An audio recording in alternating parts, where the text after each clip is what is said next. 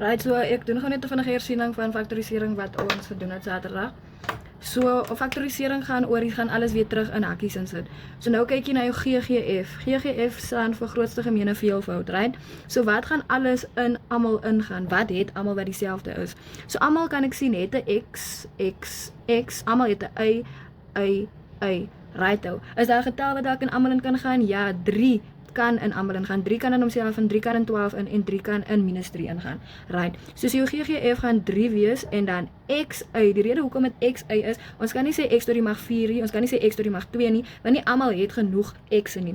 Hy het 4 X'e, hy het 2 X'e, hy het 1 X. So dit is nie dieselfde nie. Dan die Y's, almal het 1 Y, maar almal het byvoorbeeld nie 3 Y's nie, so daar gaan nie genoeg Y's wees nie, so ons gaan Y tot die mag 1 vat.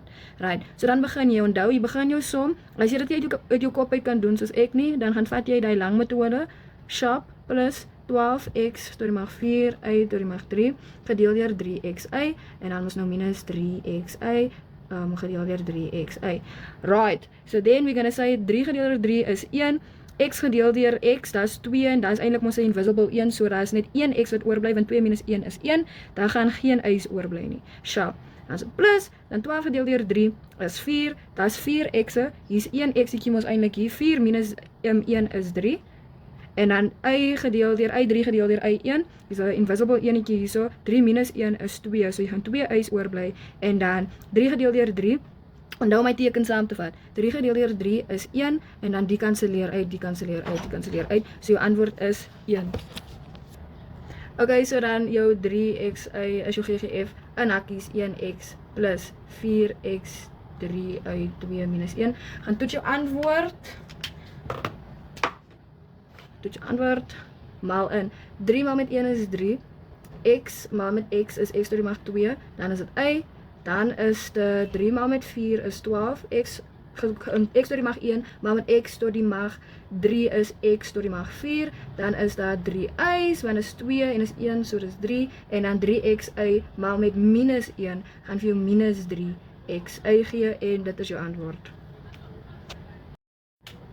Right, die een met die hakkies, ons kyk wat is dieselfde, x plus y en x plus y is dieselfde, so jy skryf hom eers neer, dit gaan jou GGF wees. Die hele hakkie x plus y. En dan dit wat oorbly, skryf jy letterlik net oor, onthou om die teken saam te vat. So dis 2a minus 3b, en dit is jou antwoord. En voor dit was lame, so let's just ignore it.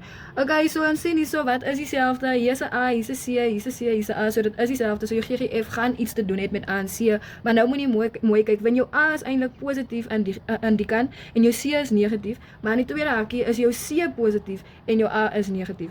So al wat jy gaan doen is, jy skryf jou antwoordjie mooi, jy verander hy teken, minus, boom, boom, en jy draai hom om, en dis al wat jy doen. Jou GGF sien jy is a minus c, a minus c, a minus c, en wat bly oor? Q minus m, sharp.